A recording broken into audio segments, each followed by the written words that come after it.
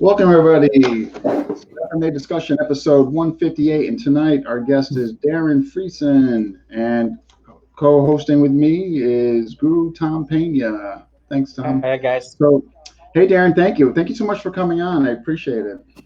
My pleasure. Yeah, so we're good to be here. Yeah, thank you very much for giving us the honor. Yeah. The honor's mine. Anytime.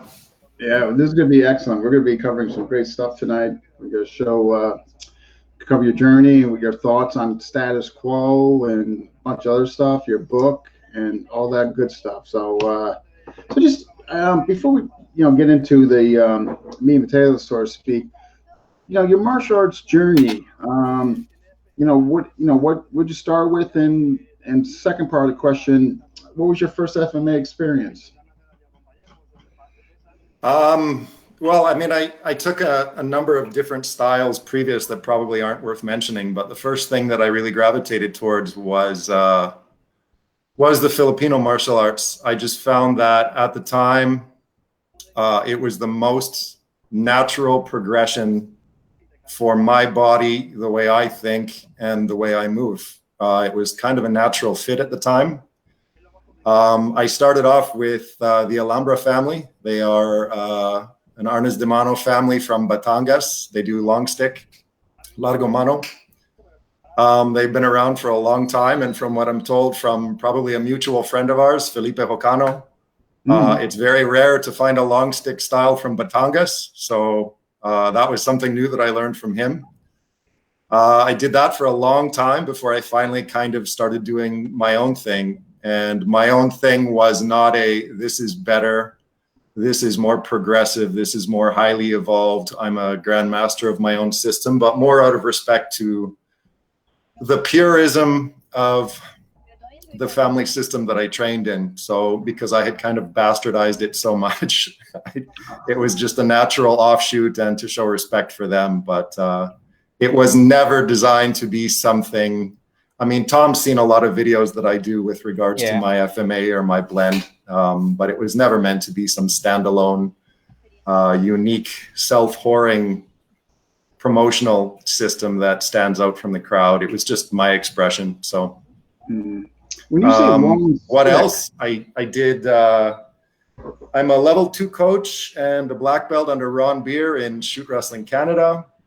I did boxing with O'Neil Mendoza, who was the Manitoba welterweight kickboxing and boxing champion for a while. Eskrima Criolla is something that I started when I got to Costa Rica here. I've done that for probably, 7 or 8 years. Other weapon systems, I mean, I've dabbled in Kenjutsu and Lakan and things like that.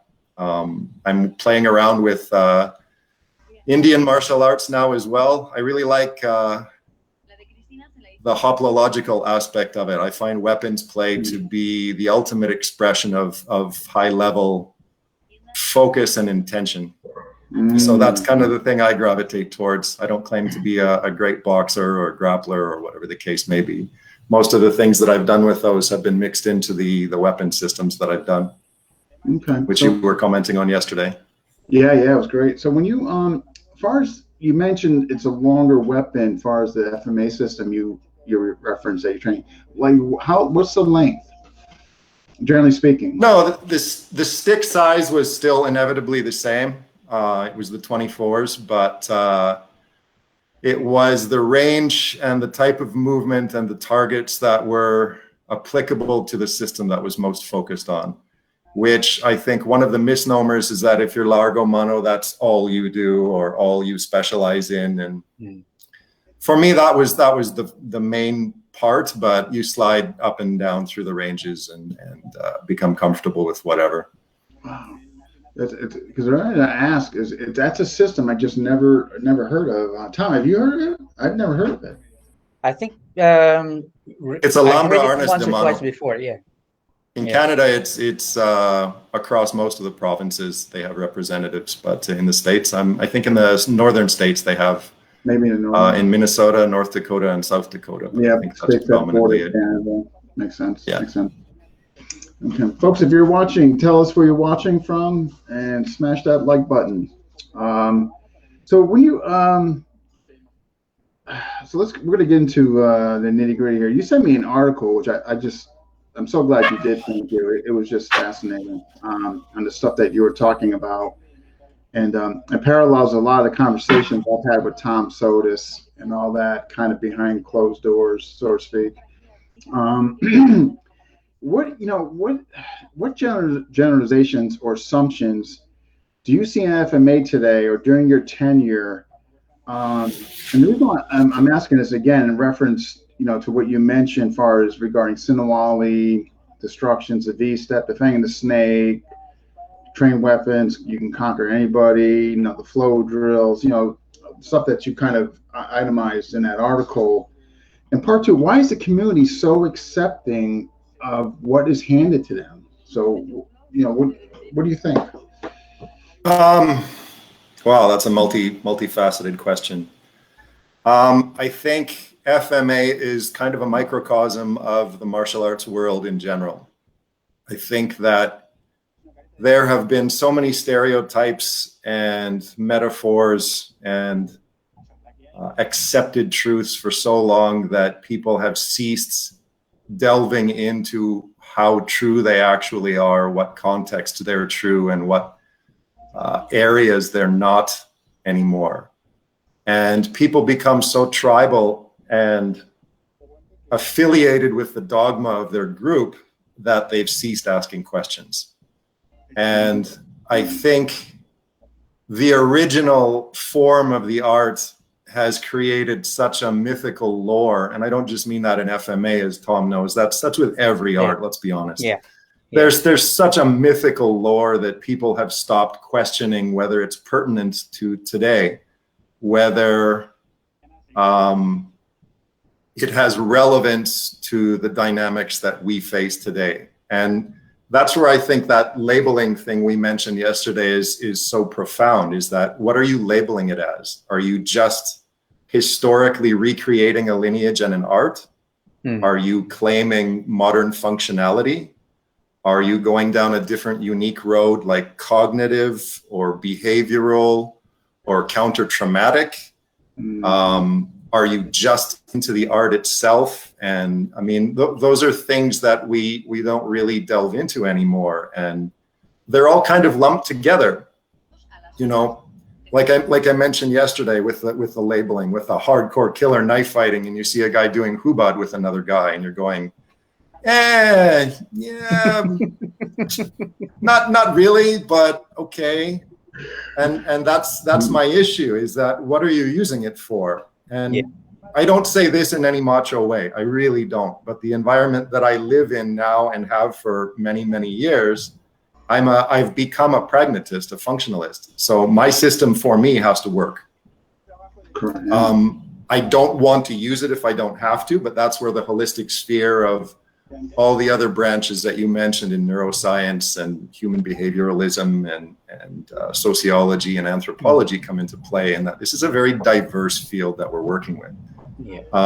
There has to be a philosophy involved. If you're just doing the fight, your goal is just to get good at fighting, I think you're becoming very one-dimensional, and you're looking at that hammer-nail mentality where every time you go out, instead of deterring people, you're often, here at least, you're drawing them in.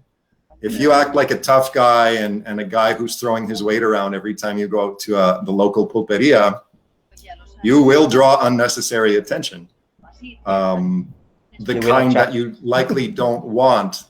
And what I don't think that most martial artists get into is the impact of violence. They've come from such a, I mean, even in the Philippines right now, you continually hear about knife culture, but there is really limited knife culture there. I mean, I've had friends that have sent me the legal book for the Philippines in different areas, and knife carry and usage is far more stringent there than it is here in Central America, per se. So that's kind of another myth. And I mean, the idea of desperately wanting to be a part of violence or relive some fantasy or something is overbloated.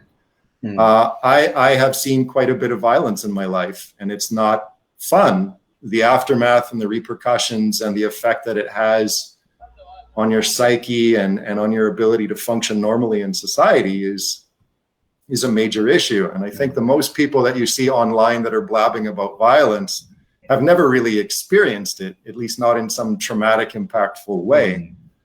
But that's why I was telling you, my philosophy, even as a functionalist and a pragmatist, are the benefits of what I call fight fundamentalism. There are so many benefits that you're stealing from your students if you don't allow them to fight or spar or play or test or resist.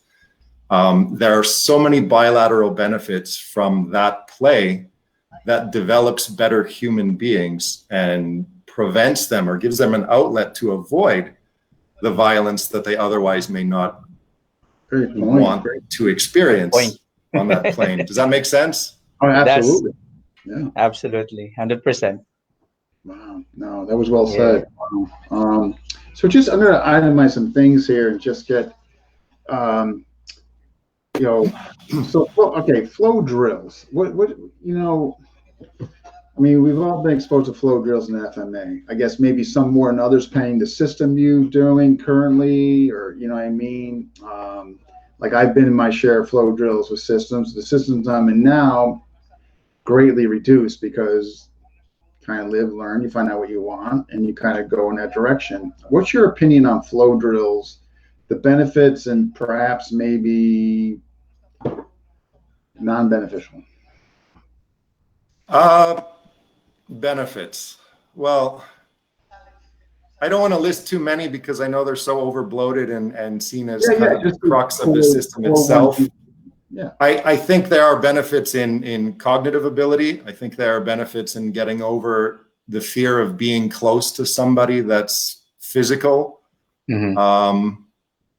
I think they can potentially speed up your decision-making process depending on what you're doing, but I think there are certain caveats that have to be put in those flow drills. Yeah. Like let's take Hubud, for instance. We do Hubud, but we do it with boxing gloves where one person has boxing gloves on, and once one person detaches, the other person closes the gap, rapidly swinging, and you have to learn to contain that person off of an already moving dynamic drill. You can do it where one person detaches and deploys a live blade or a tactical folder with, of course, obvious control, while the other person comes with those boxing gloves. The implementation of lateral footwork, because the idea of Hubud is linear, it's forward and backward. Yes. So getting off those lines and learning how to, with somebody chasing you down, to move in the correct way. And that's one of those things about the V-stepping too. I've always thought that was a misnomer, V-stepping. I was always taught it as triangle stepping, where depending on where the person is, you're moving around them strategically to take away their ability to hit you. Like if you look at somebody like Vasily Lomachenko in the ring, that's triangle footwork. Yeah. That's not V-stepping, that's triangular footwork. And he uses it the way that FMA should be using it, but generally doesn't. It's a very one-dimensional kind of angled 45-degree mentality that they have. And I don't use it that way. When you use it 45 and pivot step and continually use that 45 and pivot step, you're stealing balance, you're stealing equilibrium, you're stealing timing ratio, you're stealing the ability to square off and all of these different things. But those, again, are things that you learn with play, with dynamic interaction with the other person. They don't work statically. And if you only do them statically, it's V-stepping. But there's so much more that can be uncovered. And it's kind of, at the upper levels of FMA, it's disguised as something secretive or something, high level.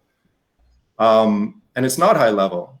This is base stuff that you could be teaching your students right in the beginning instead of teaching them Sinawali and all of these complex things. You can be teaching them in-fight micro movements or innate survival skill mechanisms on how people move under duress. And that can be done immediately. I kind of come from that frog in boiling water mentality where, if you throw the frog in the water, it's going to die immediately. If you throw it in the water and gradually heat it up, it becomes accustomed to the temperature. And that's kind of the methodology behind that teaching too. everybody likes to tell you we need to start off with Sinawali or the 12 strikes or Hubad. That's BS. I mean, let's be honest. You don't have to do that. And people are fine without it.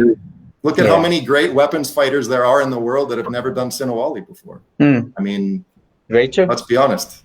No, I think it's just like it's been handed down that way. So that's the way you got it. Then you hand it down that way. It's kind of like a conveyor belt, you know, I find, you know, just generational, so to speak, the way, but agreed. It becomes more of like a memory work rather than an actual interaction between the student and the teacher. Too. It's laziness. Like you don't want to be creative as far as what you want to give your students. So you just handed what was given to you and you just kind of get in that status quo, so to speak. What happened to the thinking fighter? It's kind of a lost thing where, you know, we just replicate students generationally where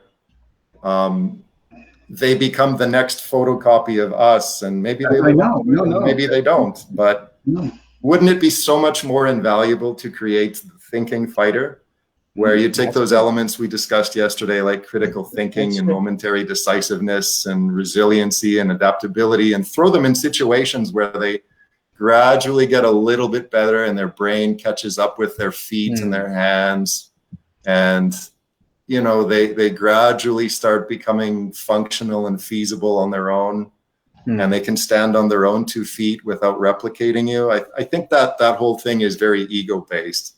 I don't want people to look like me. I don't. I do what works for me, and it probably fails for a lot of other people. And what works for Tom or Dean probably fails for me, which is kind of normal, isn't it? Us being different people and all. But that's true. Digressing. So while you brought it up, Sinawali. So what is the craze about it? Like, I mean, why is it so? I mean, do you think it's from a generational, the way it's just been constantly handed down? But why is that so stressed? I mean, what are your thoughts?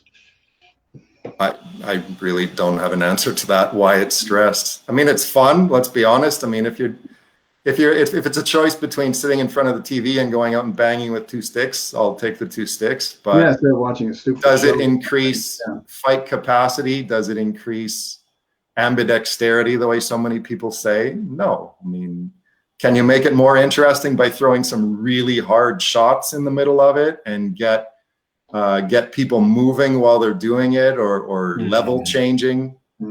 Yeah, I mean, with everything, it's all up to the person to make it as dynamically challenging as possible. But just Sinawali for the sake of Sinawali, and then claiming you become ambidextrous. I mean, have you ever, you know, if you've done full contact stick fighting before, you know that Sinawali doesn't create ambidexterity. You know, the first time I tried full contact stick fighting with minimal protection, I was like, I'm going to do the Sinawali and I'm going to screw this guy. I got hit so hard that it was like, okay, all right, change plan. Must change plan on the fly now because failed miserably at that. And I mean, the guy I was fighting had no training. He didn't care that I was doing Sinawali. He just bashed right through it. And he just justifiably. Wow, interesting, man. Defanging the snake. So it hurts to get hit in the hand with a stick. I mean, there's no lie about that. I mean, it really hurts.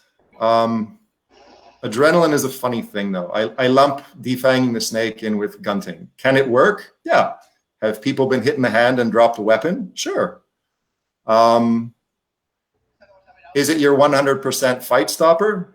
No. I mean, I've been hit really hard in the bare hand while we were stick fighting, whether intentionally or not, and it's hurt like a bitch at 10 o'clock at night, but it didn't do anything in the heat of the moment other than, you know, okay, I got hit, I keep going.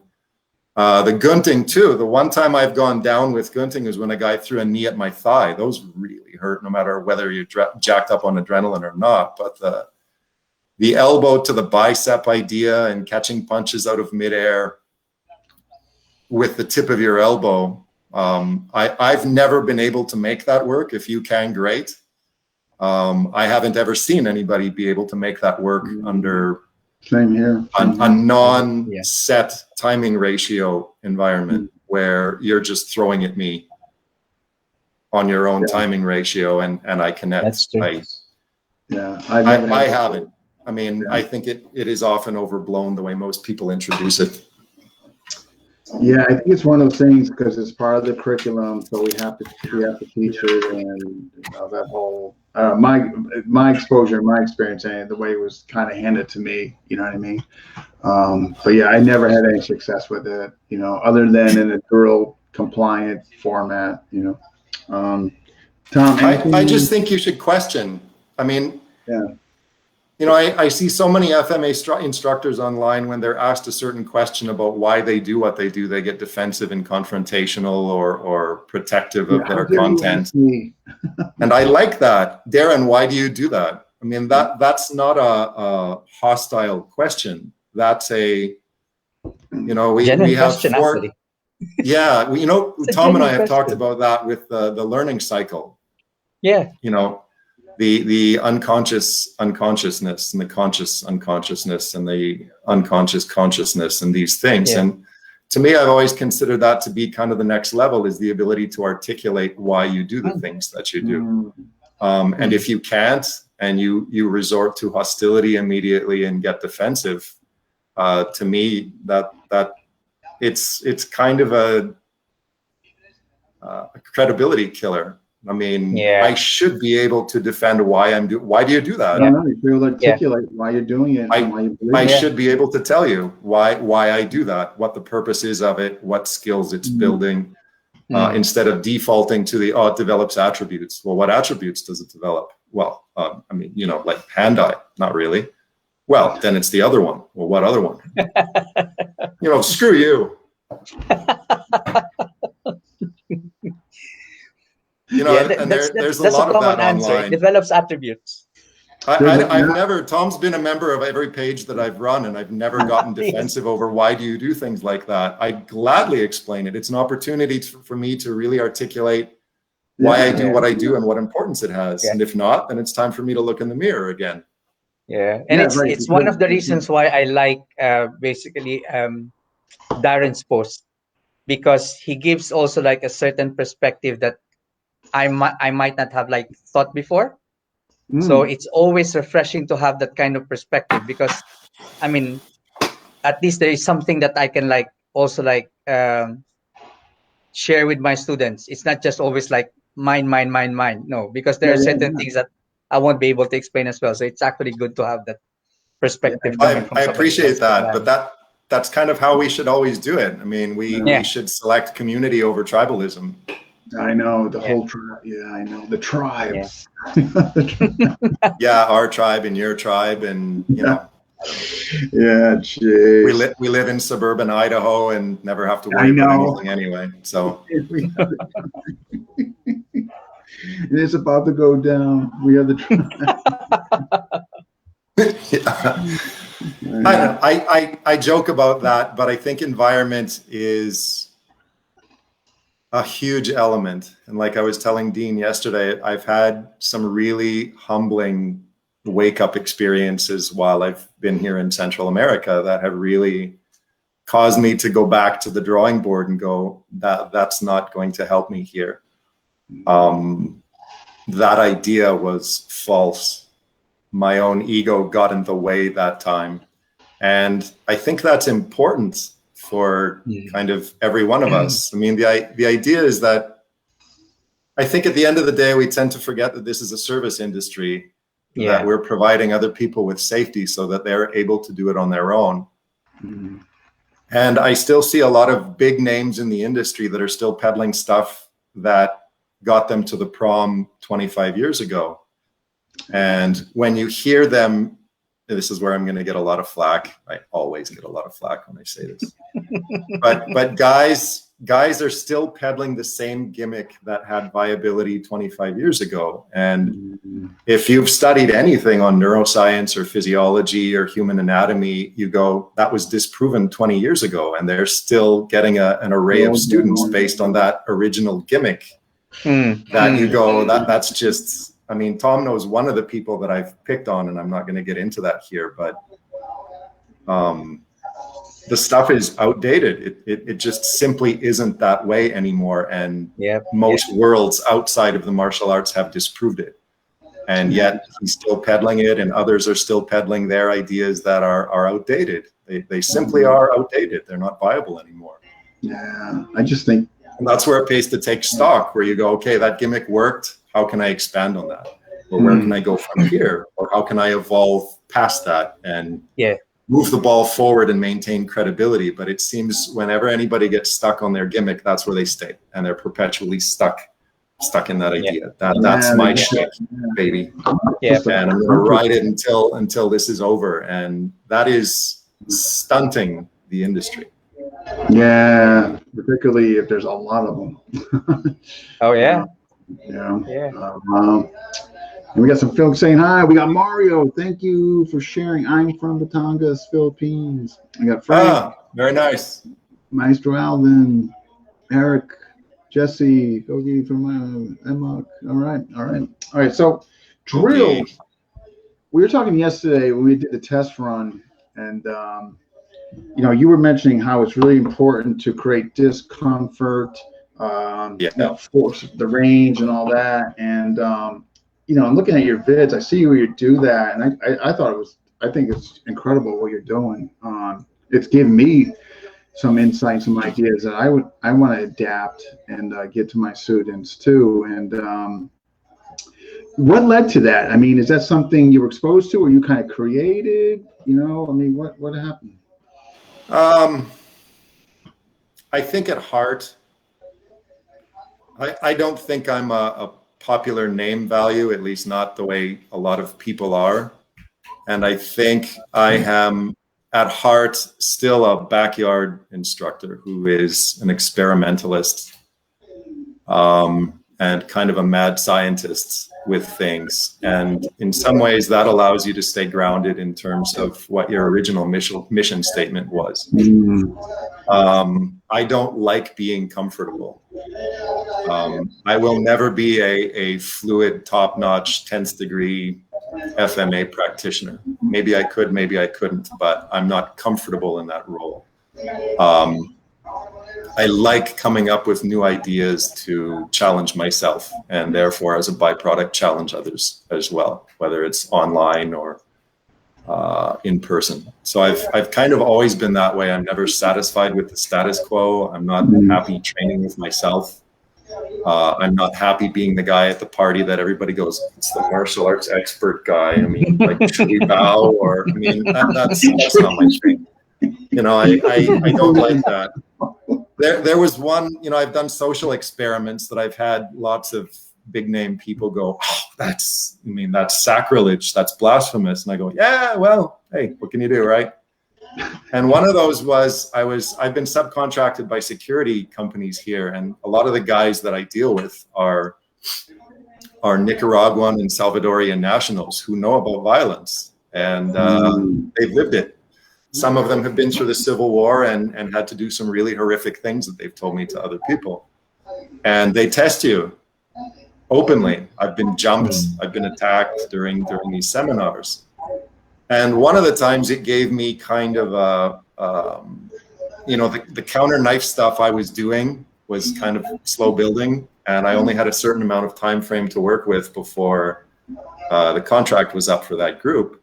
So what I decided I'd use that as kind of an interesting forum to go, okay, there's going to be a guy attacking you with a knife that has some red marker on it, and I want you to stay alive.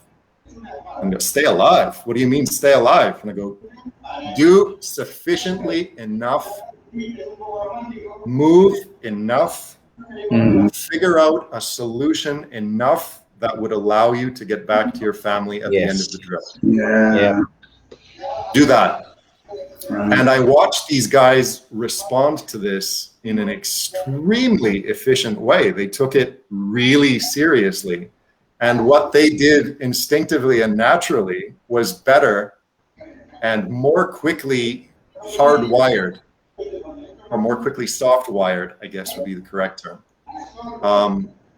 than what I had been teaching them previously. and they did fine. So from that point on, I tweaked some of the things that they were doing. And I mean, I think the percentage of survivability went up exponentially compared to what it would have been if I would have stayed on the same course. And most long-term FMA or weapons guys look at that and go, oh, that's bullshit. I mean, that you can't do that. Yeah. And yet there it was. I mean, the proof is in the pudding. So, you know, I went along with that because my bottom line at the end of it is that I put out successful people that are able to up their survival quotient at the end of the day. Yeah, it's not to go, no, I have to force my curriculum down your throat.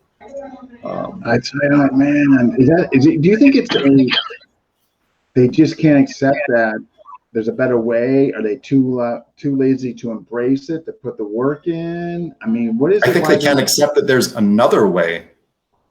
Yeah.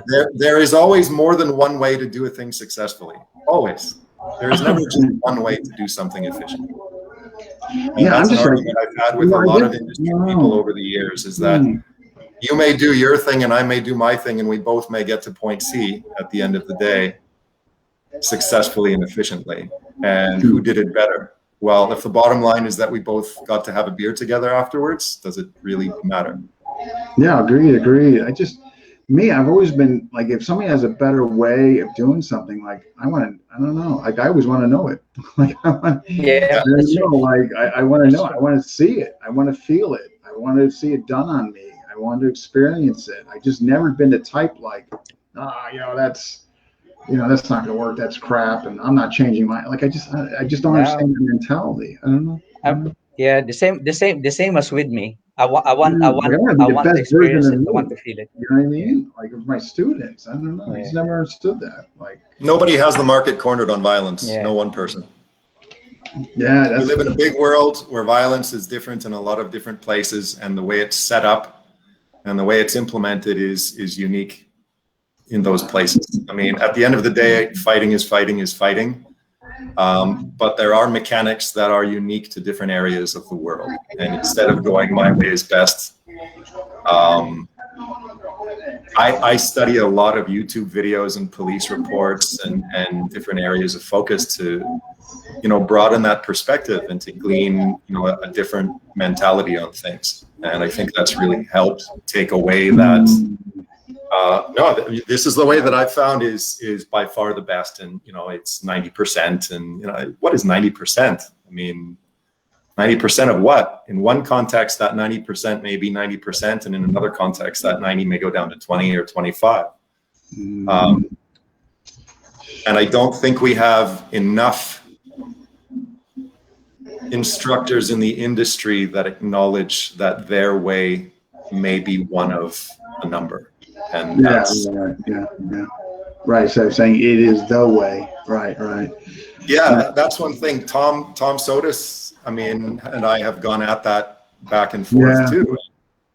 I appreciate, we don't always agree on everything, but I appreciate that. I don't want us always to agree on everything. That's kind of the joy of interacting with somebody. Yeah, right. Agreeing is kind of boring. You are not going to just everybody agrees that I'm the best. Yeah, okay, consensus. And that's important. You build community and networking that way. And if we're all really motivated to do the same thing, which is the safety of others and the safety of ourselves, that should be, it is in the architectural world and it is in the aviation world, and yet here it's kind of every man for himself or every woman. Wow, I'm going to show that vid.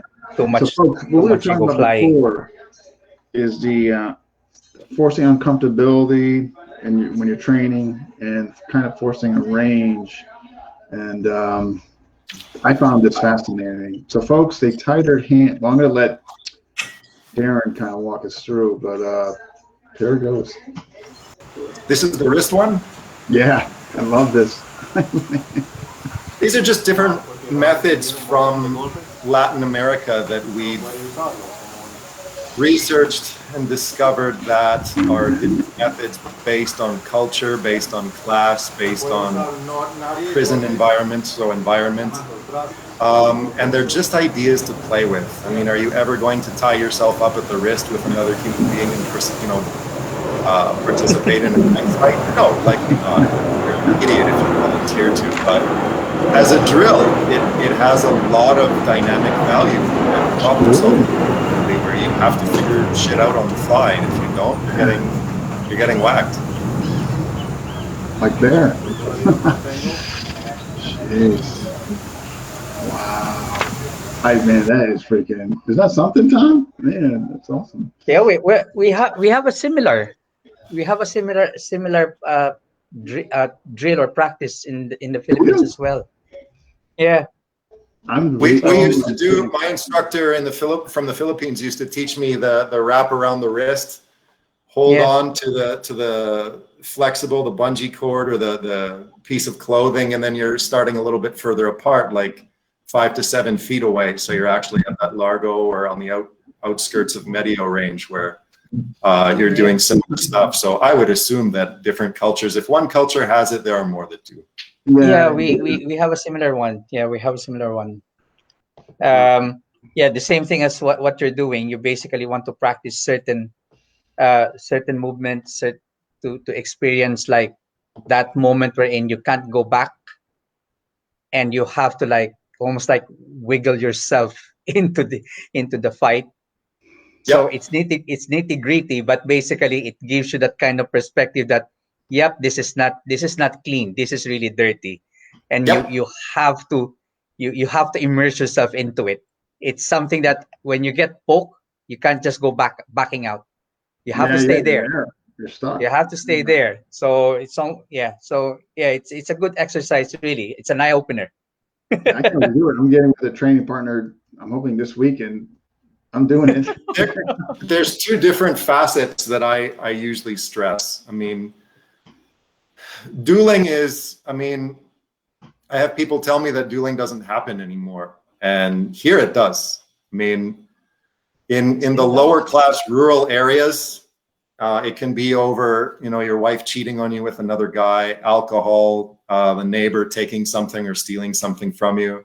So every so often in the papers, we still have examples here of actual knife dueling. I know in Argentina, Jorge Prina will tell you the same, that they have the same. So they do happen. I mean, do they happen regularly? No. So what's the benefit of the dueling aspect of that training? Well, it gets you to have a live person with different intangibles, different skill sets, and a different mindset than you, opposed from you, not wanting you to do something. So there is a ton of value in that, in fighting another human, to develop your own benefit. The other aspect is you want the street element or whatever the case may be. I call those when shit hits the fan scenarios, where once students get to a certain level, you put them in really bad situations and up survivability. It's not heroism. It's not dominance. It's a guy has walked up to you at a bus stop. You were half asleep, hungover, fight with the wife, stressed about money, and he shanks you in the kidney. From that point on, what can you do to stay alive? From that point, what can we do? Let's problem solve this scenario instead of me going, in a wrist lock. Oh, mother. I mean, really, this guy is asking for it. He's got him in a wrist lock. You know what I mean, though? I mean, those are the situations. Guy on top of you on the ground, he's bounced your head off the pavement 3 times. You're not functioning with a full deck of cards. What can you do? First, to get the deck of cards full again. Second, to comprehend and be coherent of what's happening. Third, what is the best solution that I need to do? And fourth, how do I get out of this? This is bad. And those are kind of scenarios that are no win. They're just, okay, what can I do to increase my survivability with the highest chance? And there's no right answer. How can we all get together and come up with something that's greater percentage. Yeah. Yeah, right. No right answer. I mean, that's wow. Yeah. Jay, so you kind of touched upon it. Well, we might as well we can kind of continue on this dueling versus sparring. Now, I've had like conversations with Tom on this, Tom Sotis and all that. And he would always kind of like consequence. It's kind of like he would always bring that into play. Dueling versus sparring, consequence. One experience, one experimental. And I just wanted to get your lens on that. What do you think? We've talked about that too, and I inevitably agree with Tom on that. I mean, that part I have very little to add. I mean, there is, to me, a difference. Sparring can be as light as you want it to be. It can be a breaking in point of a certain student with their level. Dueling is what you see most of us doing with the Eskrima Criolla, is where two people are squaring off and seeing what happens. And it's usually at a higher level with more intensity and more, I guess consequence would be a good word, more at risk. Yeah, okay, good, right. So, right. I mean, sparring is a good way to gain experience. It's a good way to get an immediate feedback. It's almost like, okay, this is what you did, this is what you decide on, and this is the consequences of your actions.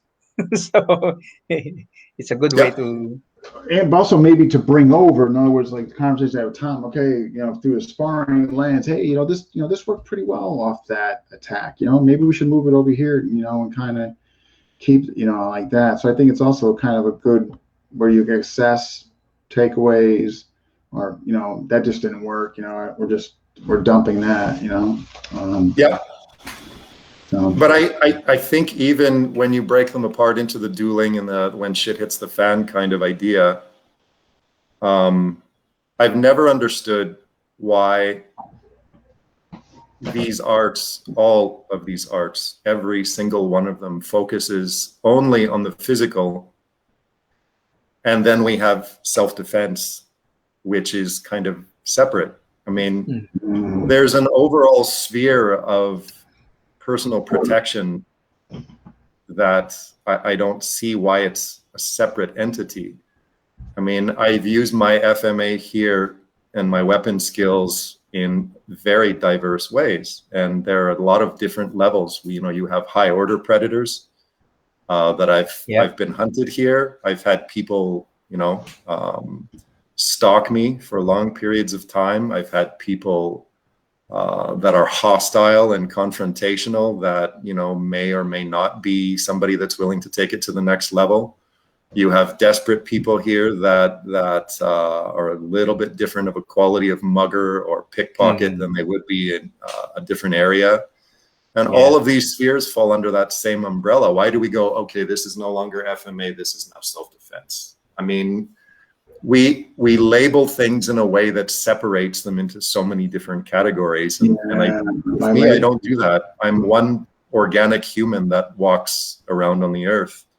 And I don't go, okay, do I use my 30 years of FMA here, or is this a self-defense scenario? I mean, you either react to the stimulus or you don't. And whatever aspect it is, you can succeed or fail, or succeed sufficiently and get out of dodge. But for some reason, we still do that whole everything is separate thing. There's reality-based self-defense, there's martial arts, there's combative martial arts, there's sports martial arts. And I mean, everything that I've done has been kind of on that Filipino wheel where you have a point in the middle and all of these other skills kind of connect to that point in the middle. And that point in the middle is the cumulative knowledge from all of these other holistic areas. Not at all just limited to the physical. It's the mental, the emotional, the psychological, the aftermath, the legal, legal. Always. You address the legal and the repercussions of what violence can do to one's family or one's long-term financial well-being or one's psychology and long-term mental health. We don't. No. Oops. Cut. Yeah, the only thing he said that he was having some weather down there, but Oh, but he is back. double check. He's back. Yeah. Go. There you go. I remember you mentioned you might like you had some weather, so I was thinking, uh-oh. Yeah, it's always fun here with Wi-Fi. Yeah, but you're back. That was quick though, so no, we're good. Yeah. I mean, like you got back real quick. So we were okay. Say we kind of touched on this. Said compartmentalizing your FMA, your self-defense. What am I going to use? I mean, this is all that. What do you? I mean, the state of self-defense and martial arts industry, in your opinion, today. I mean, like from like an outside lens. I mean, what are you seeing? Are there certain things you're seeing? I guess from the lens, what could be improved upon, or like you mentioned before, this kind of just recycling the same stuff, not really improving upon or be re-engineering of anything, or I mean, what do you? I guess in broad tense or context, what do you think? With the industry at large? Correct. I personally think we all need a big paradigm shift. I was kind of in some way hoping that the pandemic would expose some people for, I don't know how to, I don't hope people fail, but you saw a lot of big name martial artists in the beginning and midway through the pandemic panicking, freaking out online.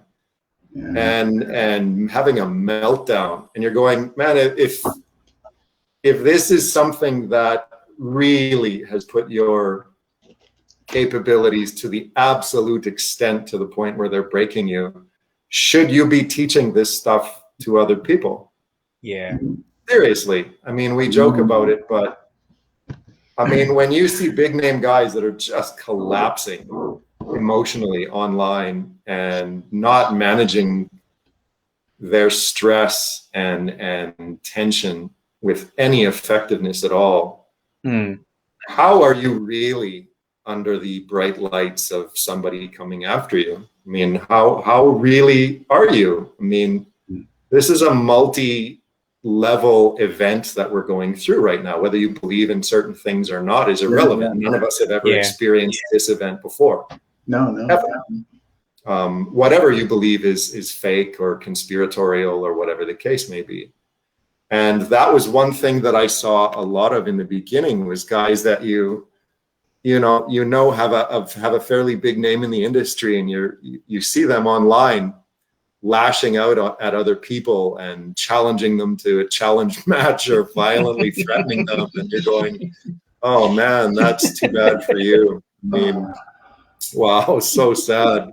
I mean, one of the things that we did on the page, and Tom knows, was I had a 3-point tenet for behavior on the HPC page, was self-control, patience, and discipline. And those 3 pertain to violence directly. I mean, as much as they pertain to communication, they pertain to violence. Yes. And if you can't demonstrate the 3 in a unifying way online, I don't buy that you can when shit hits the fan. I just don't buy it. Right. Those are traits of people that are generally very good at what they do. When someone to me exudes those 3, I go, this guy seems legit. This woman seems legit. Yeah, they seem to have their package together. They know what they're talking about. They can enunciate and articulate. They can handle conflict and attack very well. Falling into name calling or falling into their traps or what have you. We've had a FMA discussion. We went through a rocky period there. I mean, we cleaned things up. Oh, yeah. But we got a taste of all that. Some of the threats and the name calling and the whole ego and my thing is this and my experiences trump yours. I mean, the whole 9 yards, It's just interesting dynamic, It's all bullshit. Well, I've been in, I bounced at a bar and I did this and I always found that people have to over embellish or they need to make you aware of that. I always kind of questioned or I don't know. You know what I mean? Alarms always have gone off with me. I don't know. I don't buy it. I mean, Yeah. that sort of cockfighting online arrogance where we trump each other by spewing credentials. I mean, that has always been a huge turnoff for me. Yeah. I cut those people off very quickly, and I've experienced it too in the Filipino martial arts world, where I've had, you know, some old school guys go, if you don't meet me on the island, on the southern tip, by 3:00 p.m. Monday morning, my time, not yours, and I get to have my people, and you show up by yourself, you're a pussy. I go, yeah, maybe. I'm not sure that's the proper way to issue a challenge, to be completely honest, but digressing, because I don't care. On the southern tip, my time, not yours. Yeah. I had that a few times in the By internet, the water. Yeah. Yeah, you go, really, man? I mean, you pay for your own flight, take time off of work, come to a place that may or may not exist on a time zone that you can't possibly arrive at by the time the fight even starts, or I'm calling you out online and you're going, yeah. Oh, that's classic. All right. Yeah, I I'm think gonna live with the pussy thing. There was one time I answered, sorry man, I'm busy, I'm doing my school run. Yeah. Yeah.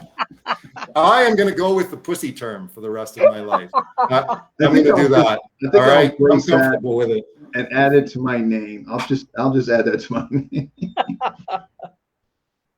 But there's a lot of that. I mean, we have that on the page too, where you're going, oh God, this guy's really beyond help. Sometimes this guy doesn't need a fight. This guy needs serious therapy and some manner. Yeah, like I know. And I think that's a lot of it. Again, things are really cleaned up. I think there's a lot of trauma in the martial arts industry. I think there's a lot of childhood and unaddressed I totally agree macho trauma that people exude online. I totally agree with you.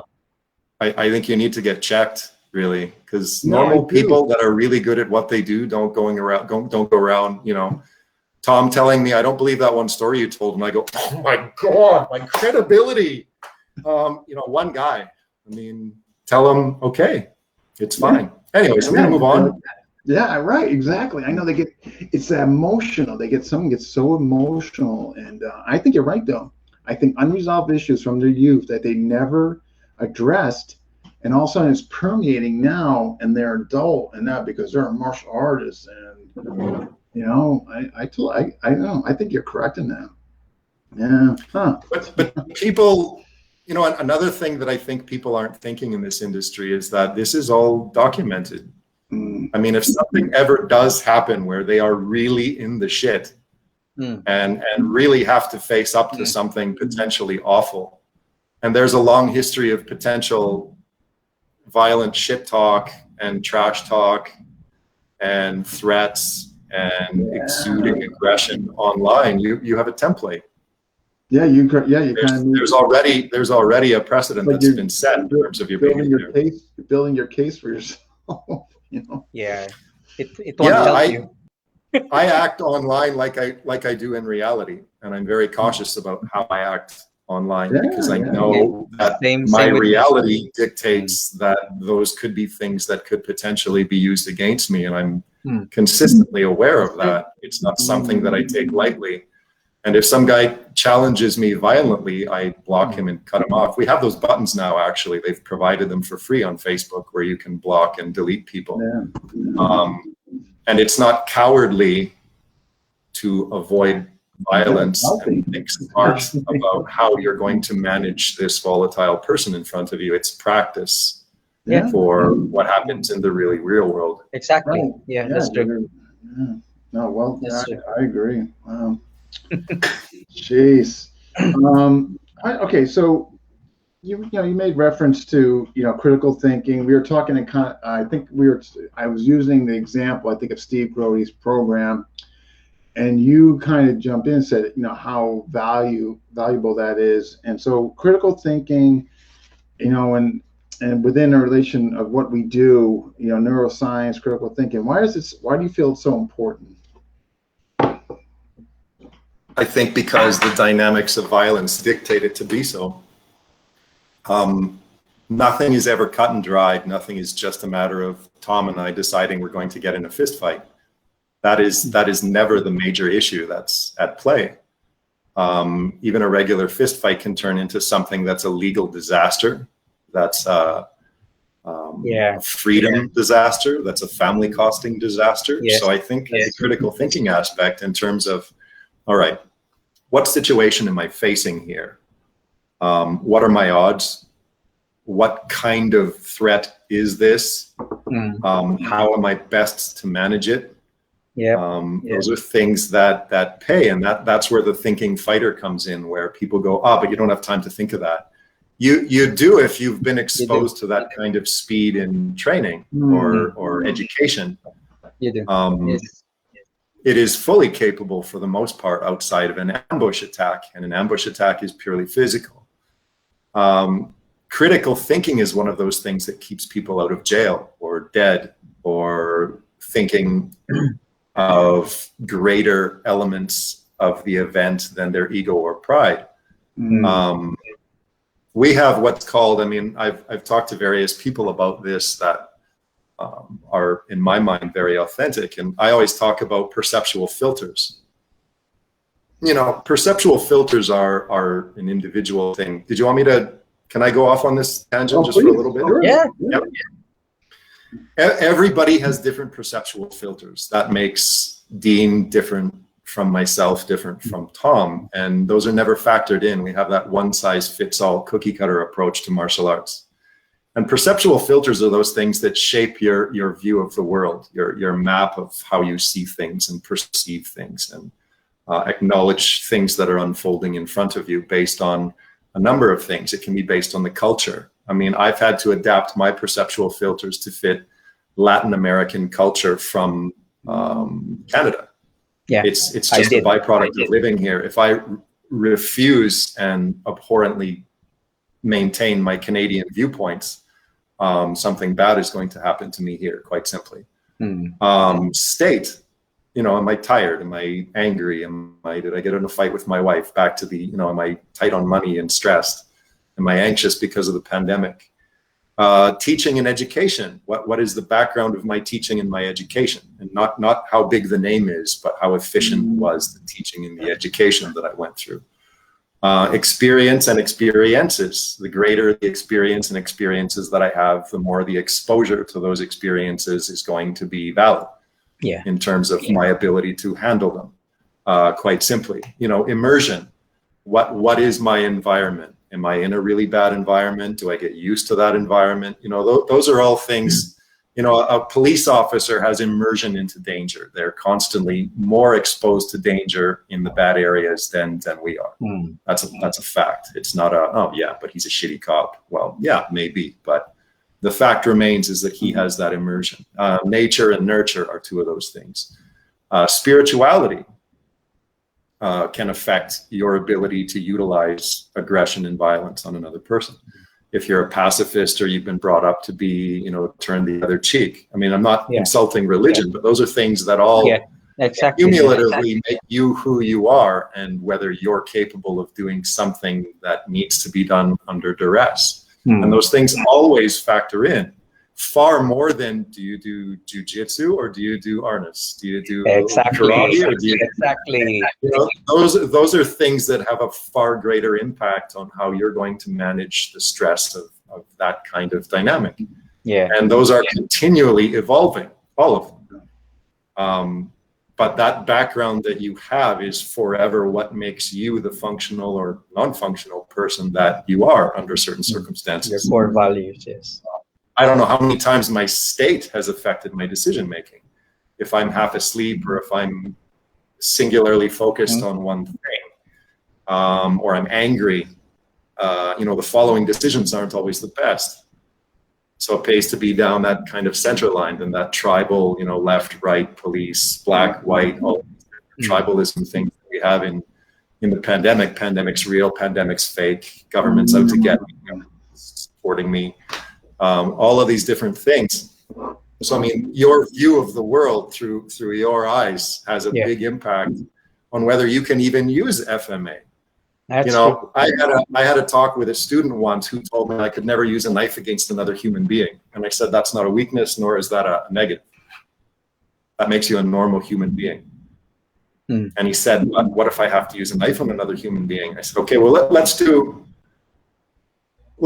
just a 2-minute change of context. Let's alter the context. Instead of you shanking another human being, a guy breaks into your house. Could you use a knife? Well, maybe not. Okay, now the guy moves to the bedroom and he starts threatening your family, your wife and your kid. Could you use a knife? I'm slowly starting to see that maybe under the right circumstances, and I go, okay, now let's take the next step. And the worst case scenario happens. You come home and he's on top of your wife in the bed and she's screaming for help, and something really, really bad is going to permanently happen to her if you don't react. And his first reaction was, well, maybe I could put him in a chokehold. I was like, he's a hardened criminal that understands violence and you don't. The odds of you pulling that off against somebody who's far more prepared for this dynamic is slim. That's true. And he was like, I think under circumstances, I would be able to use a knife on another human being if I had to, and the stars were aligned. And I was like, okay, well, so in 2 minutes, instead of getting you to do countless flow drills, we've already altered your mentality to give it specific context. Yes. You're not carrying a knife in public and going out and shanking some good, decent person. Yeah. We've put it in the right frame of mind now where you can achieve the act under given circumstances. Yeah. Or a betterment of society. Yeah. And I think that's an element, and all of those factors are something that we ignore. We don't neglect. Yeah. We ignore them completely in martial arts. What is the capability of the person? He could have all the ability in the world, but if he has no capability, he's not doing anything. Yeah. Wow. Yeah. Putting things into the right context actually makes you think differently. That's really important. Wow. And that goes back to even, why am I doing these drills? How will they help my performance? Yeah. How will they help my mind frame? How will they help me understand when I can use this? If you're just banging, like we are just doing Sinawali for fun, great, have at it. I have zero problem with that. I do it too. Yeah. No, right. Oh, wow. Okay, when you what made you come, I guess, embrace the title, or counter violence instructor, and how did you come about with Terra, Firma, FMA adaptives? Those who maybe might be interested in pursuing you after this interview, or that watch it, whatever, what can you tell us about, I guess, your organization or your system or whatever? Terra Firma just means on solid ground in Latin. I felt it was a very appropriate title, both for Spanish-speaking and English-speaking people. It kind of reflects in a lot of ways my approach, in that it's very solid, very grounded, and that's both positive and negative. If people want to have a discussion with me on it, I've always been open to doing so. I've never dodged anybody that way in any regard. So I think it's fairly defining accurately in terms of what I do. What was the first part? The first question, Dean? No, I guess as far as counter violence. I just find that it opens a lot more avenues. When you do martial arts, it's a stereotype here, at least, where people go, Brazilian Jiu-Jitsu, Taekwondo. Okay. If I do violence professional, it makes me look like some psychopath Neanderthal that's constantly looking for it. Counter violence is defining in that it's a response to something that is potentially life-altering and opens up the spheres of, you have the martial element, you have the emotional element, you have the aftermath element, you have the psychology element, you have all of these different things that can be affixed to it, and it's a broad spectrum of knowledge acquiring. Oh, I like it. No, that's what I mean. I found it was different. It was something I thought was unique. So I asked what Tom, the grassroots organization that Tinny has.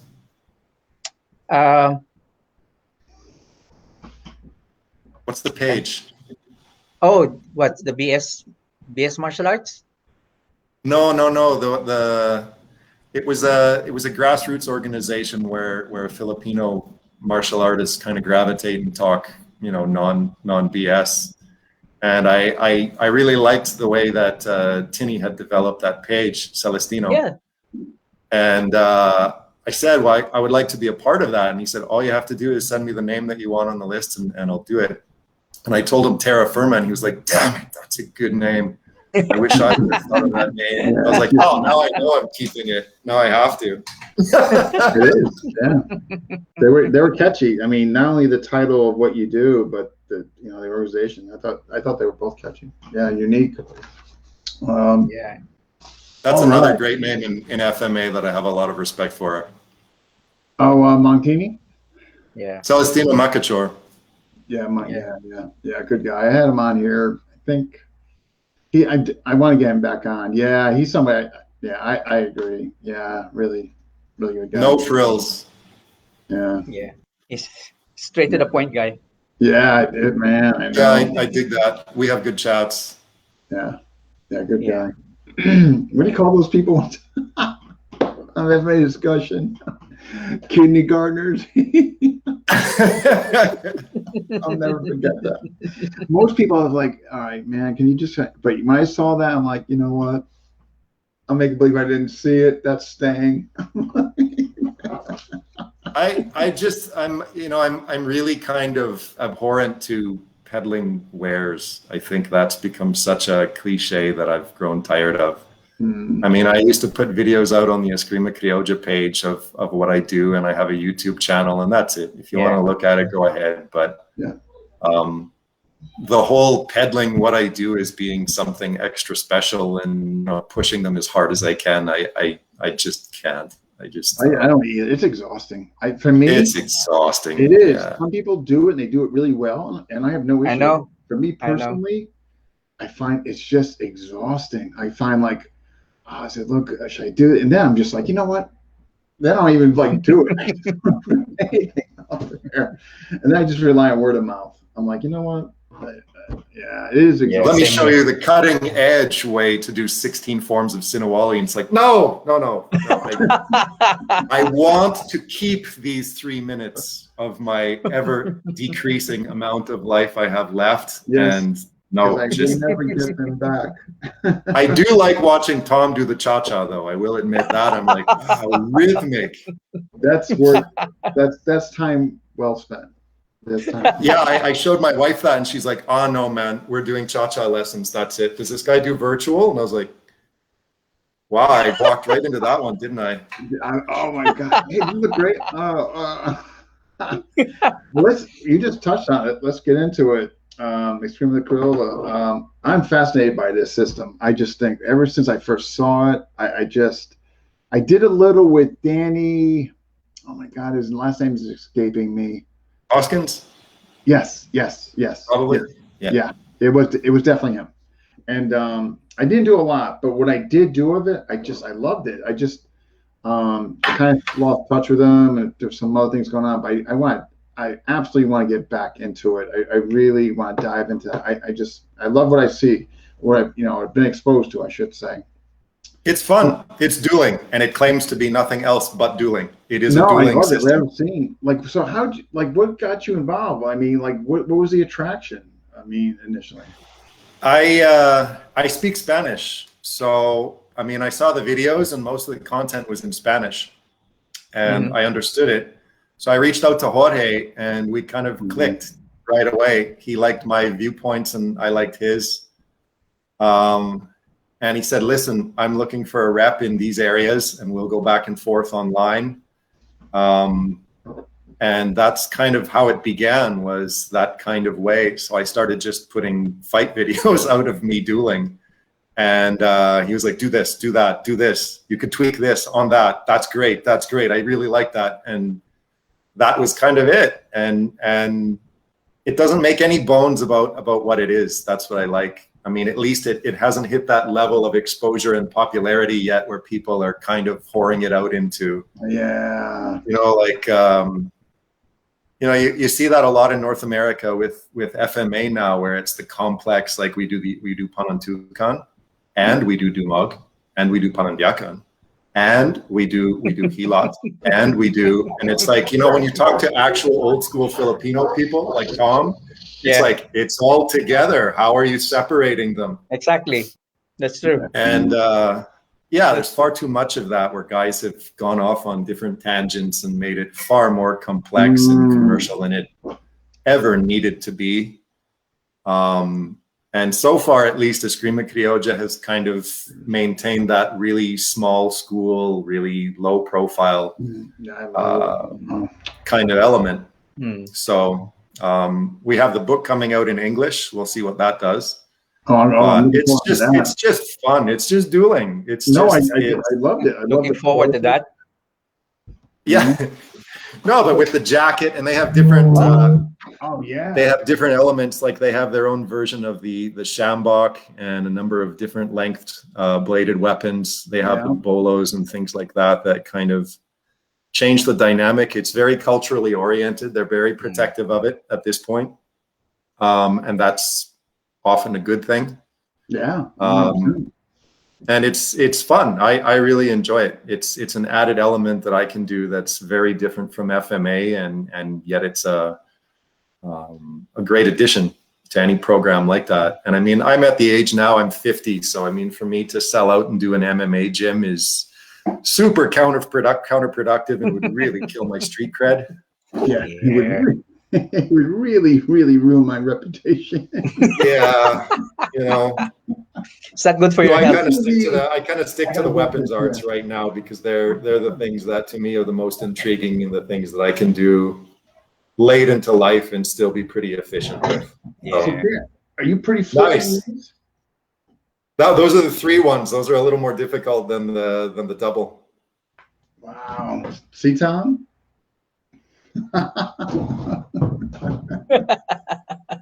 favorite though was, I forget the name of the knife. It was Bowie length oriented, the cloak and what's that?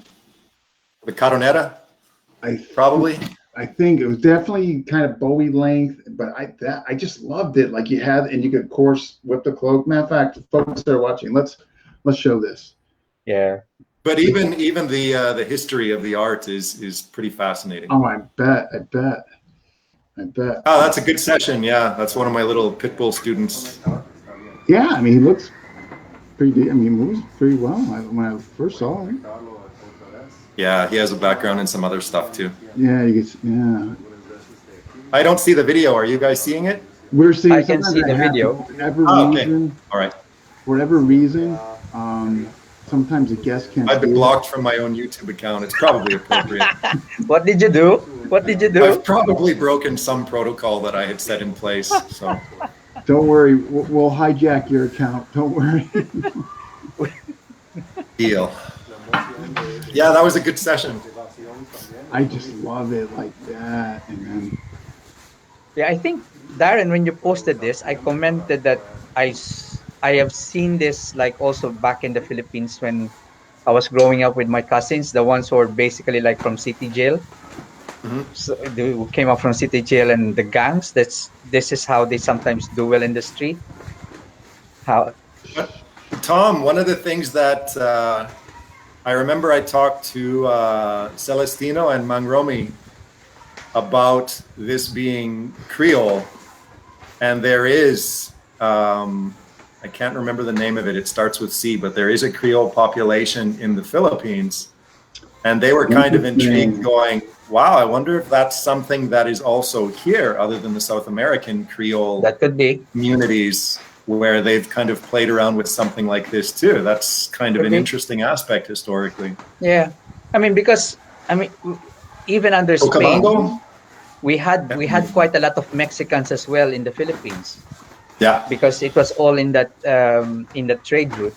So I won't be surprised if we have like Creoles also in the Philippines.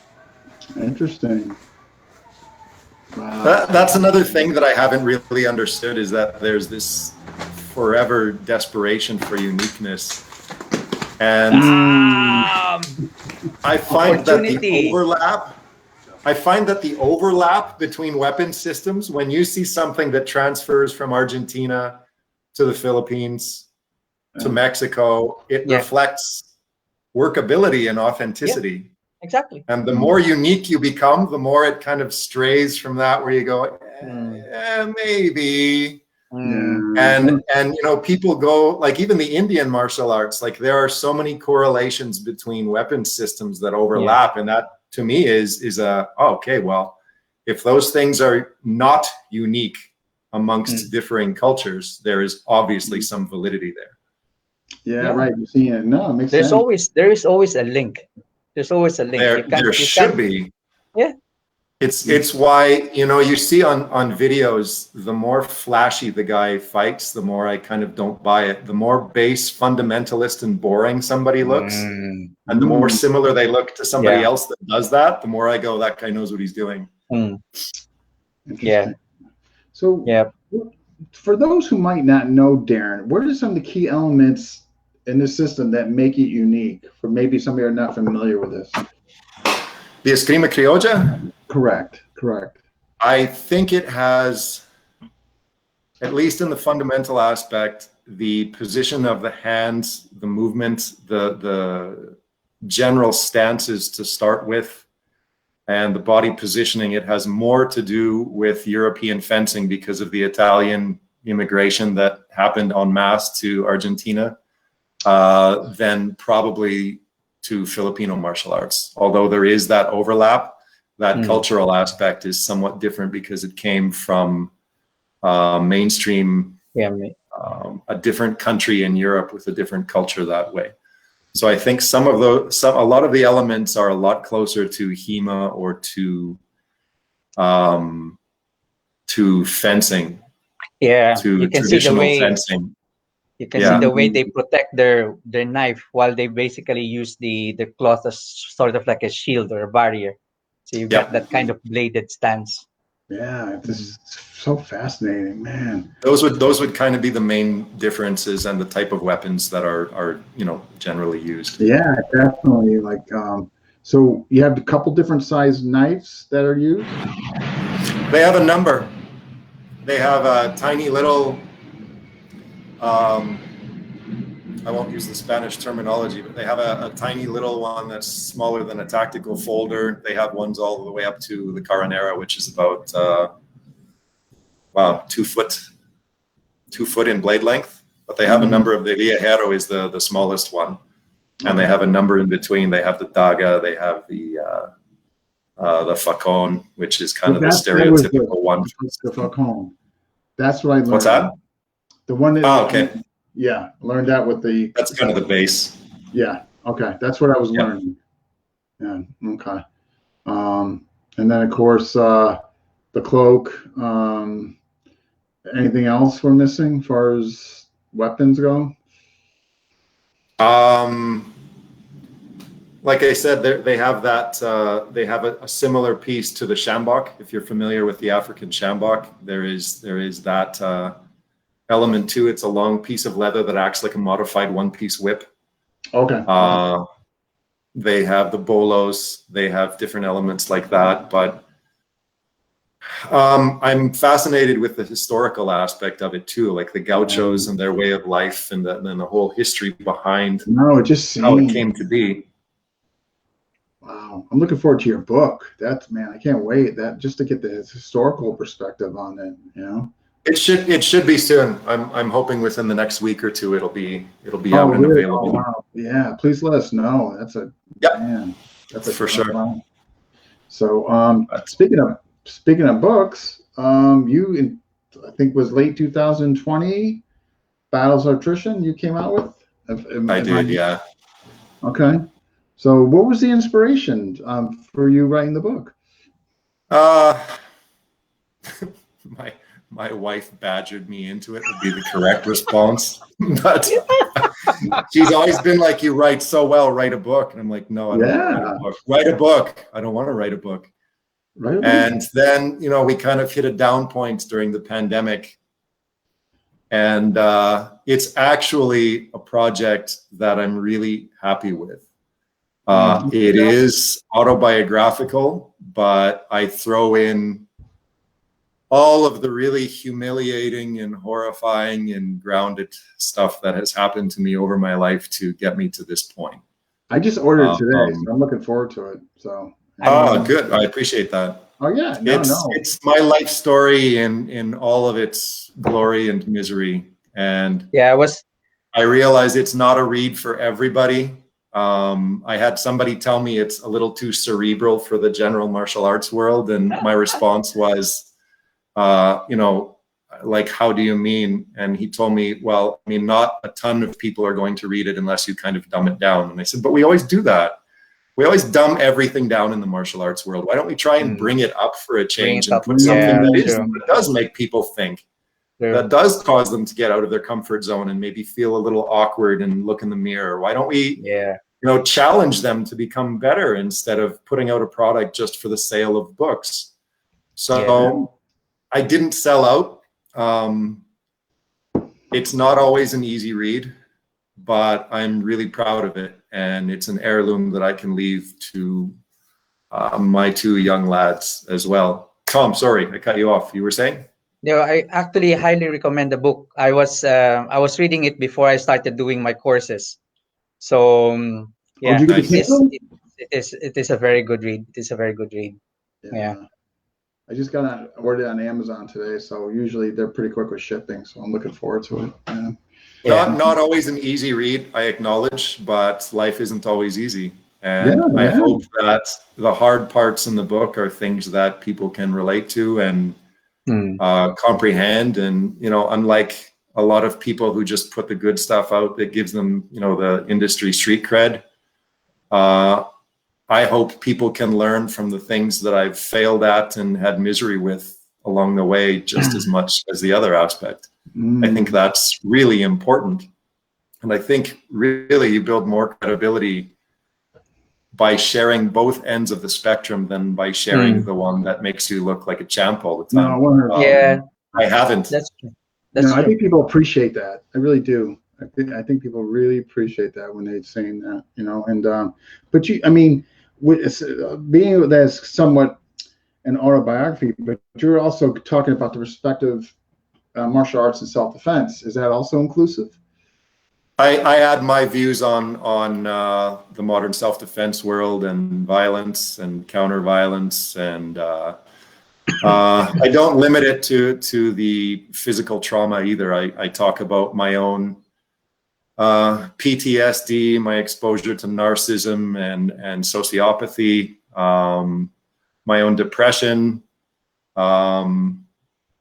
had experiences with people coming after me, my exposure here to types of threats that I've lived through. I have a section on gaslighting. So, it covers a pretty big spectrum of different topics. Oh, wow. The pandemic. It is very real, actually.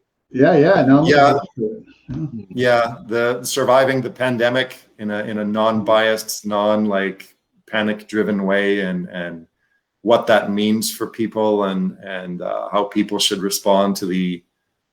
I think whatever you believe during the pandemic, it has been an invaluable growth experience for hardening your shell and creating your adaptability for survival.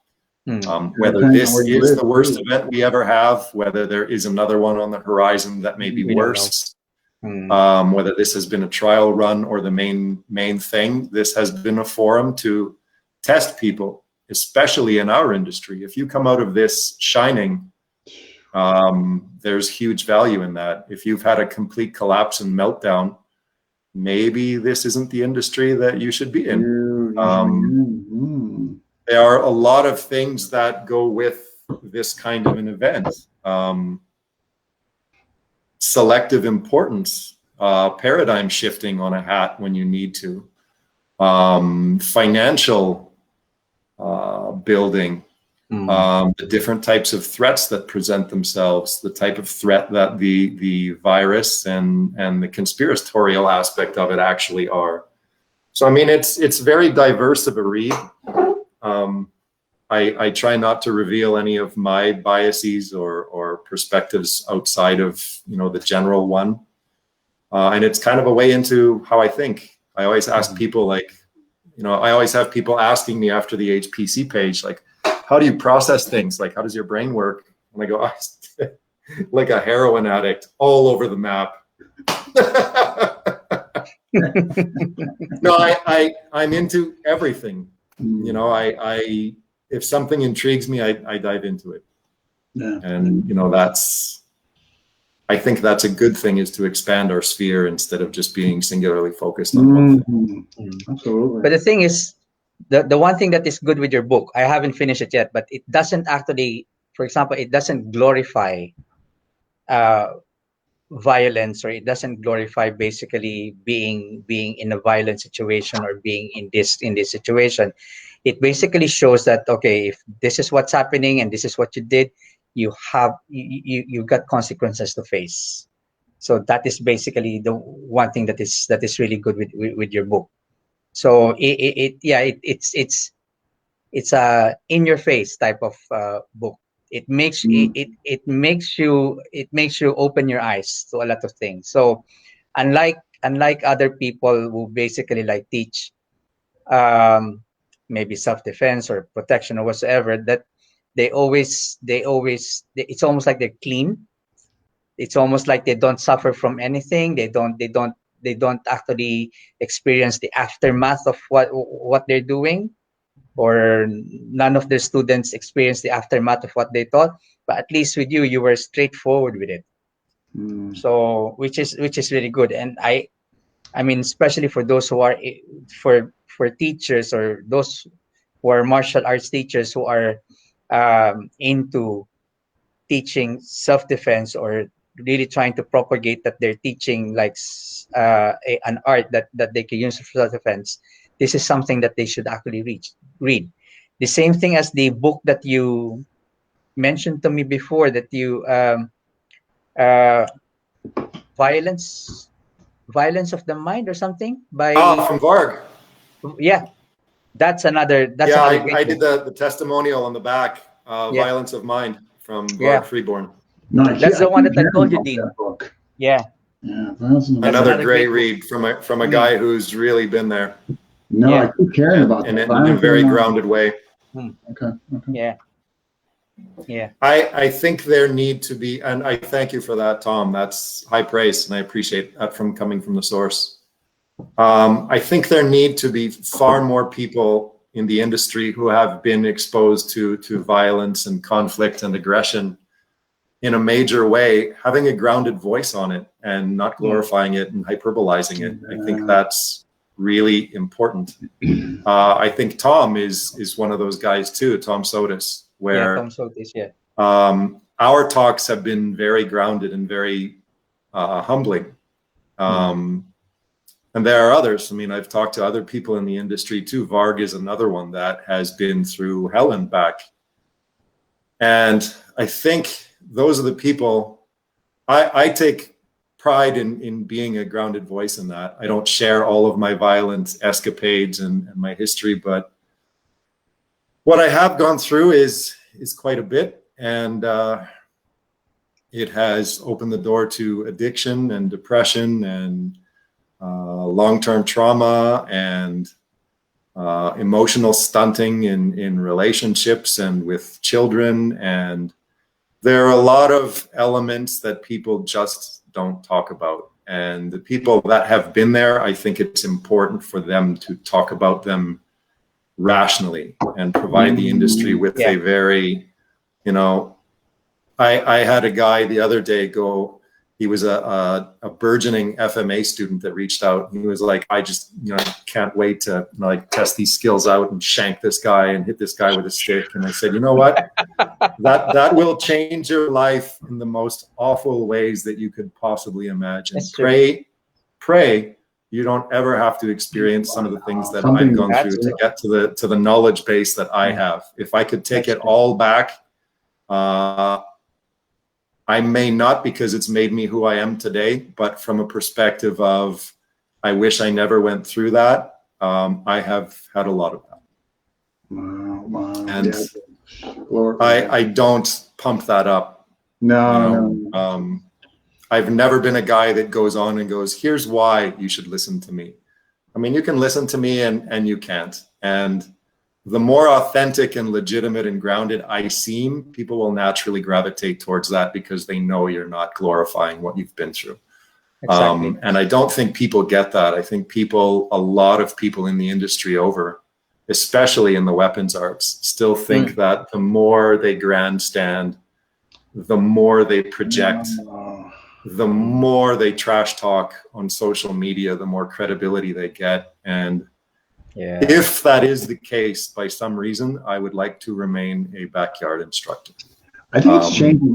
I really do. I think it's changing. Because I think when more people getting exposed with the different temperaments and different value systems and the way you just express yourself and all that, I think it's changing. I'm not saying, we're overtaking that negative element that you mentioned, but I definitely do see a change, and I think it's going to grow. I really do. I think that old guard of that whole mentality of bragging about, what I've been through or this or that. I think that's slowly, I hope I'm right, slowly going to go away. I hope, I hope so too. I mean, anybody who wants to know about my background can either read the book or talk to me privately. And I'm more than open to sharing experiences, however personal they are, if you're authentic in it. But the idea of spewing them over social media to me is not a good tactical or strategic move. It's not a good one for building credibility, and it also does not give a good message to the majority of people that are coming up in the arts by going, oh, well, look at him. He's on a podcast now. I should go and do all of these, have these horrible things happen to me. And you're going, no, man, no. Yeah. It's not like that. So the more people that you see grounded, I mean, we had a really good nucleus on the HPC page. If anything that it accomplished, it was community, where you go, wow, there's 75 or 80 people that are consistently sharing open experience with everybody else, with the idea of educating the public. And the greatest thing that I had was quiet people that I had never heard of before being a part of the page, writing me privately and going, your page and the top people on it, Tom included, really opened my eyes to the real grounding of all of this. Like there was no hyperbole, no ego. You guys were just sharing invaluable experience that allows me to not fall into those traps. And that to me was the most rewarding, where I go, okay, community is worth the stress and the effort. No, we gotta get you. All right, we gotta get you to contribute to FMA discussion. Now we need more like-minded people like you and us and all that. But what's the future goals and what do you got for future goals and projects coming down the line? Oh, grief. I don't think we're at that point yet. I mean, I have some projects that are brewing within the industry, but I mean, we have to get out of the pandemic first. But you guys, we have no stimulus checks, welfare, food stamps. You're kind of on your own here. So it's been my wife and I kind of paradigm shifting for 15 months and kind of turning on a dime whenever we need to. So the idea, I think, is to find stability first. I think the next project will be the Eskrima Criolla book. After that, there may be another book from me on the psychology of violence or martial arts aspects of that. Hopefully one day we can start teaching again. I really miss the physicality from a therapeutic perspective, not from a I need to beat somebody up. But I miss that, Tom. I miss that. Dean too. You miss that physicality. No. I've been getting it though. I didn't behave during the pandemic, so Okay. I cannot not train. So yeah. So you were in the other tribe. yeah. I see. But what about like online? I mean, I know with the pandemic and all that, but have you considered like an online like course or seminar? I have. I was doing my version of the FMA and Eskrima Criolla kind of workshops at the beginning of the pandemic, and they kind of fizzled out because I think everybody started getting Zoom fatigue. Now that it's kind of faded a little bit, we'll see. I would like to, but I think it'll be more directed to the Patreon page, where I found Patreon, while I haven't put as much effort into it as I should, has been a forum of people that are there because they want to learn. They're not there to ruffle feathers or cause conflict. So it's a good forum for that. So I'm thinking that's probably going to be the next phase of what I do online. The social media aspect to me has kind of lost a lot of its luster. Most of the talk I do is privately. Yeah. I can have the conversations that I want with the people that I like one-on-one and go toe-to-toe with them far more effectively than I can in a group environment where you're always having to siphon and reinforce and negate, whatever, which it always seems to devolve into. Yeah. Wow. Human behavior.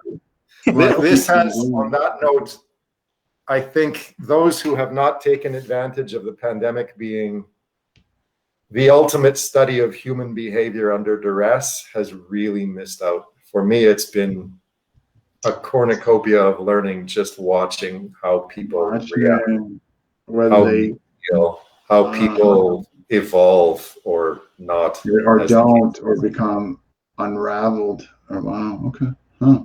Yeah, I'm a big student in human behavior that way. My mind is always on and never bored. And as far as that goes for the pandemic, it's been fascinating. Just fascinating from a human, just sitting back and watching, and wow. Yeah, lots of fun. I mean, some people that you would never think would have risen to the challenge have been heroic, male and female. And some people that you thought would do well have crumbled before your very eyes. Apart and unraveled, huh? Wow. And it's been, I mean, whatever your views on it, if you haven't taken the time studying on people, it's a big missed opportunity, because I've learned a lot that pertains directly to personal safety and preservation. Wow. As this has started unraveling, so too have the people around us. We've had issues with people in the neighborhood, people living next door, people down the street, and it's very intriguing watching how people become unwound in a number of different ways, or how pressure shapes them or destroys the facade. In that way, it's been invaluable, I think. Well, this has been fantastic. I appreciate you coming on. I really do. I hope you do a seminar. I definitely want to be in contact with you, because I want to further my journey in that. If you're willing and all that. So absolutely. Yeah. I'll keep you posted on when I start up again. Yeah, please do. I'm fascinated. And yeah, I definitely want to stay in touch with you. Tom, you got any closing thoughts? No, it's just that I'm really pleased that actually you said yes, Darren. Because I was thrilled. Yeah, because I think especially with this year, Dean, we have started like having these types of team interviews, or interviews that basically I made a conscious direction change, just because especially with self-defense. Kind of getting bored, and I don't mean, I hope this doesn't come across the wrong way, but I was just getting bored with just doing kind of the quote unquote the big names, FMA, and I still want to do that, because that some of the audience does like that. But then I was thinking, like, I really want to like go beyond this. I want people to hear from like people's insights and experiences, and so yeah, that's the kind of what led. I'm not going to stop. So this, you know what I mean? This is the path I want to definitely. You know, what I really, you know what we got to do? Imagine if we can get Darren and Tom on. Oh my God. That would be a nice thought. Yeah. Yeah, I would definitely do that. Me and Tom, we'll just be in the bottom with popcorn. Yeah.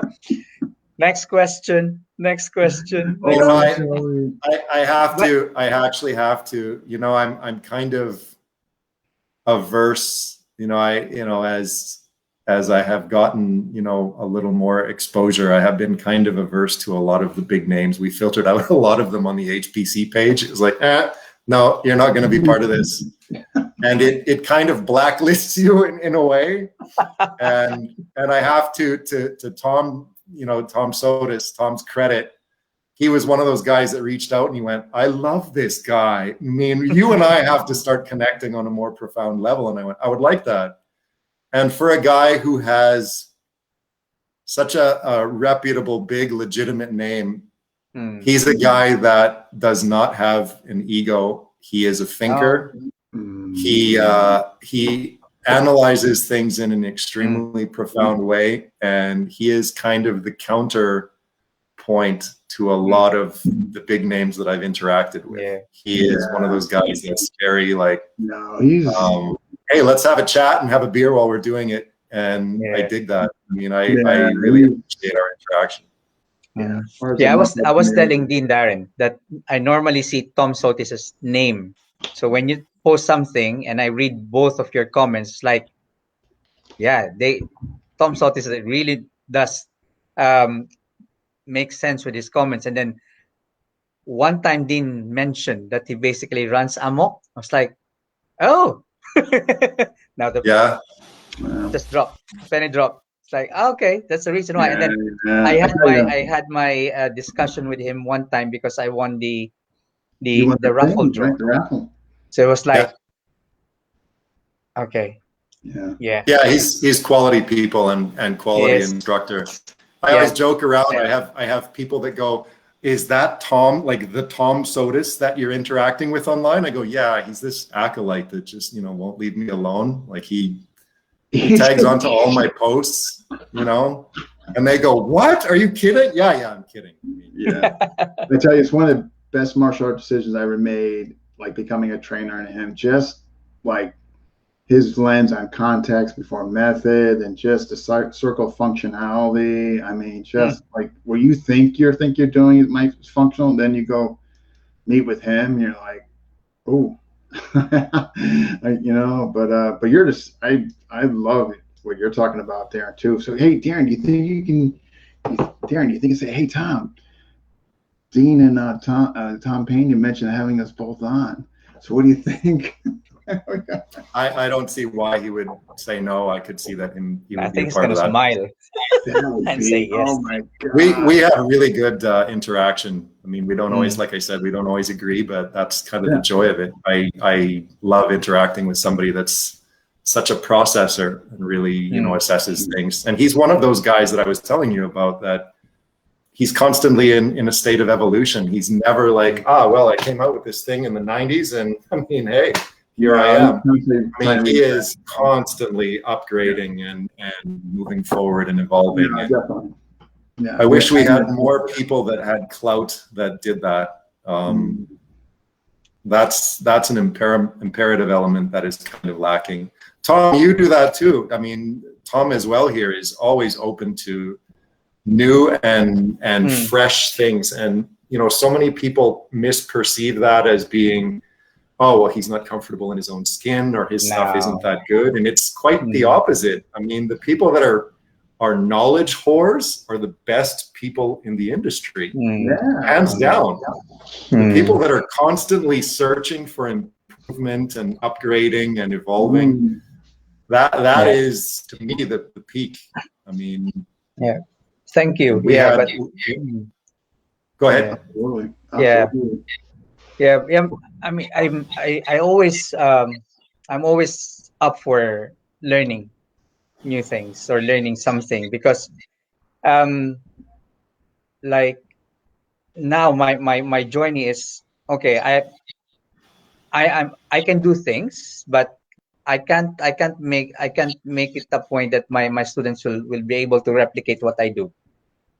And different body structure, different mindset, different everything. So, and also the way they absorb things. So I have to be able to find other ways to be able to teach them, to be able to transfer the skills to them, and to be able to answer some of their questions that I won't be able to if I'm only going to stick to my experience. And that's the reason why I search out for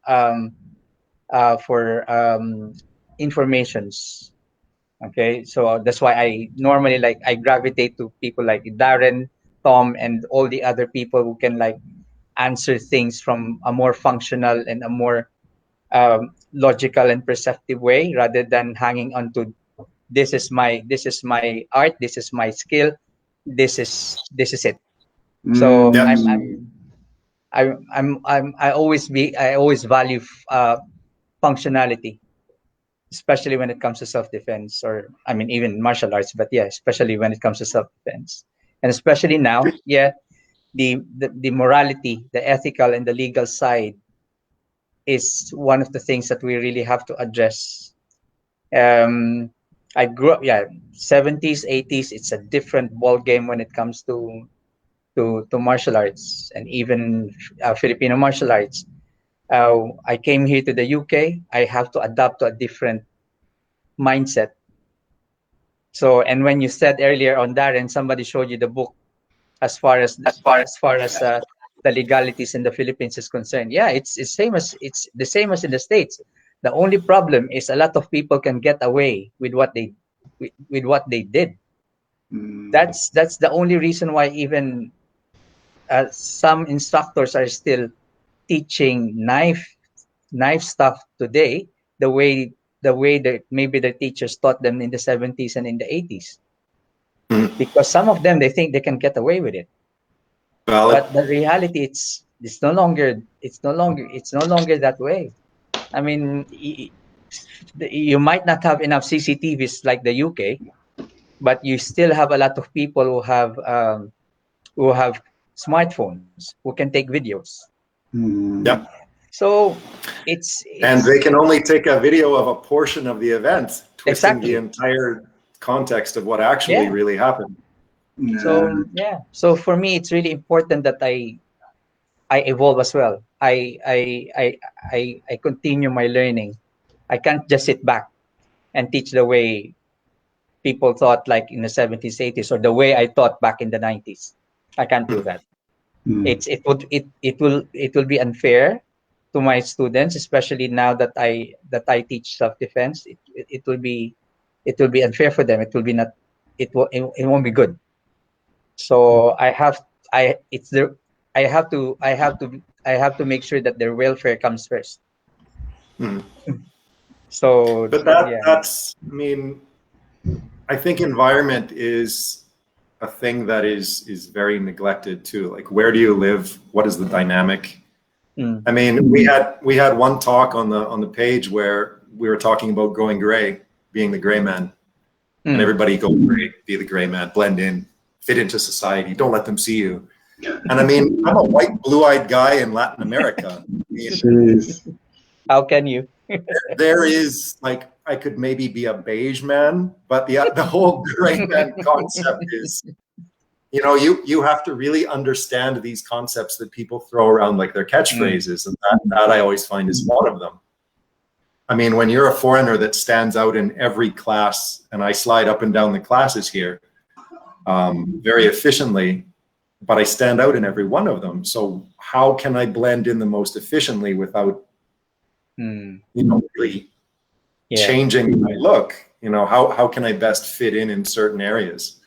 And those are some of the nuances that I was trying to explain before, and that, maybe we could, I don't know if we have time now, or we could do it at another time, but those nuances of personal safety are the things that really kind of decide whether you're going to be in the shit or not in the shit. Yeah. And I found out a lot of those here, and they are not like they were in Canada. So you're learning on the fly. And it's one thing that, you know, you move from Virginia to Vermont or from Alberta to you know, Saskatchewan. That's one thing. You're changing entire cultures like you did as well. There's a lot more that goes into it than just going gray. I mean, what does that really mean? What are the intricacies and the nuances of how you achieve that most efficiently without drawing necessary attention to yourself? Yes. Those are also the things that you know, we were getting into before about the micro movements within the fight. It's the same kind of idea. There's so much nuance that goes into combat that you could run an entire program on just those micro movements and those little intricacies of combat. Yet people go, oh, well, fighting is fighting, but, you know, the Sinawali. And you go, if you just engineered this, you'd be fine if you did it with a methodology that wasn't some egregious bully on the street corner. People gravitate when they're gradually brought into the fight game. They do just fine, even if they're scared, if you do it the right way. That's true. And yet we negate that. We still reverse engineer it, where we fill them with all of these complex flow drills and unnecessary designs before we build them up to get to that big event, you know, doing nothing but creating more fear in them of sparring.